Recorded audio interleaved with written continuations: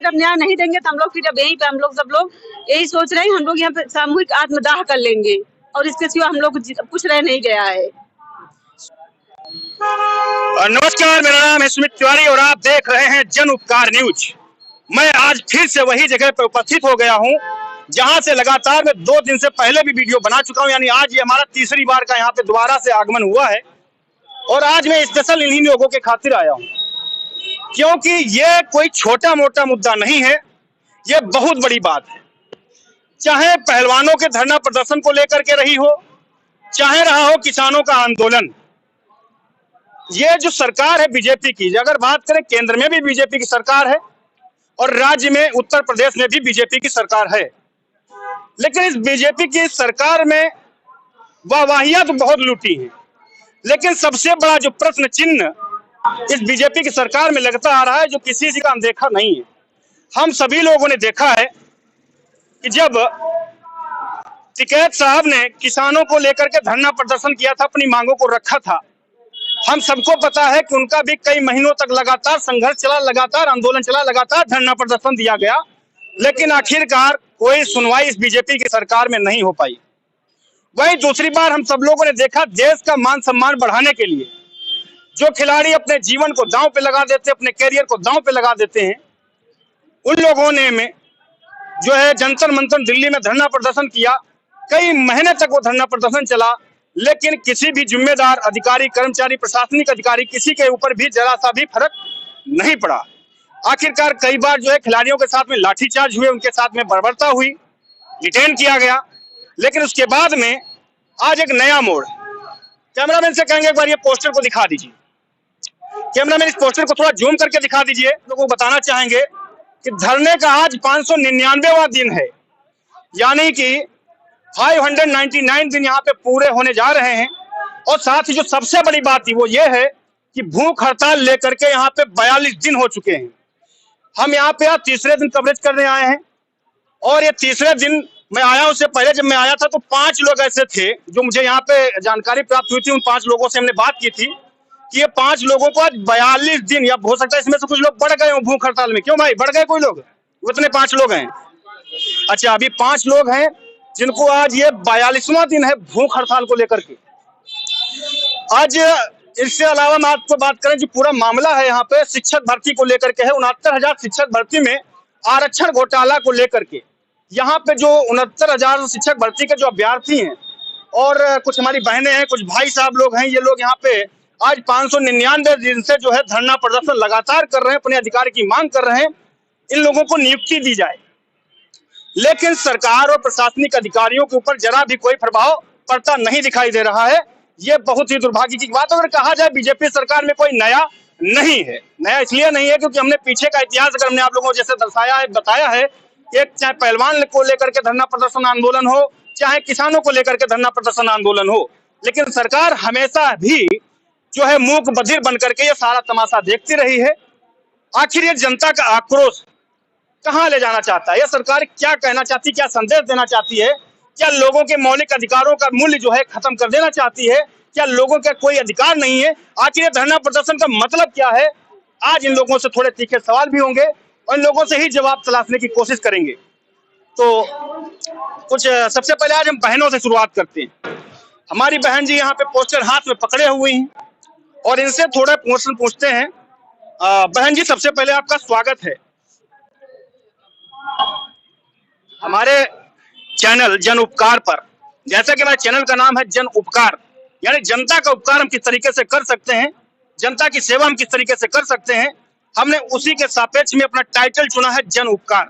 तो जन उपकार में आपका स्वागत है। भैया मैं मेठी से हूँ और आज हमारे धरने का 599 दिन हो गया है, लेकिन हमारे यहाँ की जो सीएम योगी बाबा हैं, हम लोग को ऐसे इग्नोर कर दिए, ऐसा लग रहा है कि हम लोग अनाथ हो गए हैं। हम जितने भाई बहन सब ऐसे रोड पे पड़े हैं। थोड़ा तेज बोलिएगा।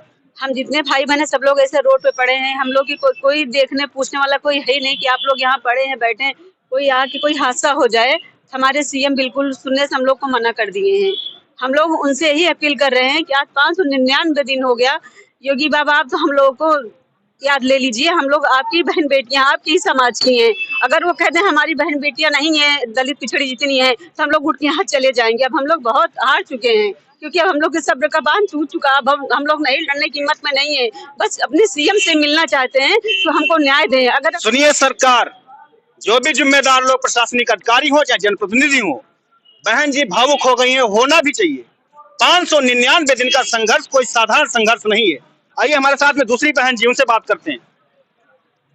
हेलो, मैं कंचन शाक्या हूँ, मैं झांसी से हूँ। और यहाँ इसलिए इस उम्मीद में इतनी सर्दी में हम लोग सब बैठे हुए हैं कि शायद हमारी मांगे सुनी जाएंगी और हम लोग आज नहीं तो कल नियुक्ति मिलेगी। हम लोगों को नियुक्ति पत्र चाहिए। हम लोग सिर्फ नियुक्ति पत्र लेने के लिए यहाँ पर बैठे हुए हैं और हमारी सरकार से कोई और मांग नहीं है। नहीं तो जब नियुक्त आपका तो पहला तो ये था कि आप लोगों की पहले तो घोटाला हुआ, जैसा कि हम आप लोगों के माध्यम से जानकारी प्राप्त किए। उसके बाद में कोर्ट ने आपके उस मामले पे संज्ञान लिया। उन्होंने जो है, कोर्ट ने सीधे आदेश किया कि इन लोगों को नियुक्ति मिलनी चाहिए। मामला यहाँ तक क्लियर है ना? जी जी। उसके बाद में सरकार या लोगों के द्वारा जो है आप लोगों को नियुक्ति पत्र नहीं दिए गए, इसको लेकर के आप लोग धरना प्रदर्शन पे बैठे हुए हैं। पूरा मामला यही है। जी जी, हम लोगों को बोला गया कि हाँ, आप लोगों की चयन सूची, हम लोगों की 6800 की चयन सूची आई और हम लोगों को बोला है कि आप लोगों को नियुक्ति मिलेगी, आप लोगों के साथ न्याय होगा। लेकिन हम लोग 2 साल होने वाले हैं, 599 दिन हो गए हैं और अभी तक नियुक्ति का कहीं और छोर ही नहीं है। हमेशा कोर्ट की हीला हवाली की जाती है। संसद में बोला जाता है कि आपका मामला संज्ञान में।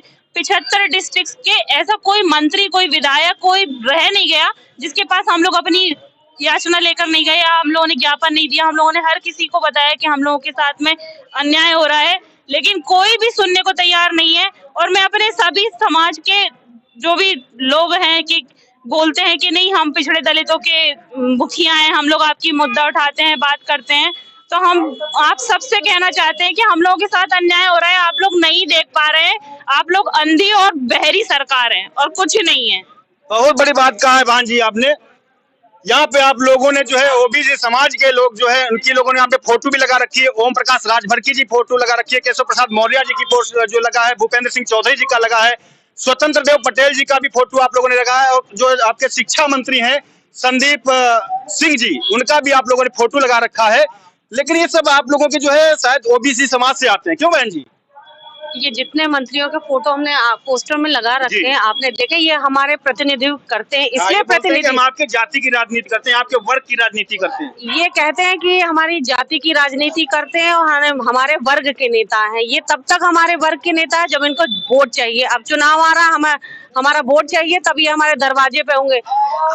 अब अगर हम इनके दरवाजे पे अब जाते हैं तो ये कहते हैं कि आप लोग सुबह ही सुबह आ गए धरना देने, या इनके दरवाजे पे जाते हैं, ये तुरंत कहते हैं कि सुबह ही सुबह आ गए आप लोग। जब इन्हें वोट चाहिए होता है तो ये तब नहीं देखते कि दिन है कि रात है कि सुबह है कि रात, वो है, हर समय आ जाते हैं। अच्छा बहन जी, आपसे पूछना चाहूंगा मैं, ये जो जाति और वर्ग की राजनीति जो हो रही है, इस पे आपका क्या विचार? ये होना चाहिए? देखिए, जैसे हम दलित हैं, हम पिछड़े हैं, तो हमारे संसद में या विधानसभा में हम अपने वर्ग के नेता को इसीलिए भेजते हैं कि वो जाके हमारे समाज के लिए कुछ करेगा, हमारी बात जाके कहेगा वहां पर। और वो हमसे वादा भी करते हैं कि हाँ, सारे लोग ही मिलके तो सरकार चलाते हैं। सरकार का मतलब ये है कि हर वर्ग का नेता वहां होना चाहिए ताकि उस समाज की बात कर सके। तो नेता कैसे पहुंचेगा? नेता पहुंचाएंगे हम ना, क्योंकि हमें जो है नेता चुनने का अधिकार है। यहाँ पे जो वर्ग की बात कर रहे हैं, आज के आधुनिक भारत में भी क्या आरक्षण की आवश्यकता है? थोड़ा तीखा सवाल है।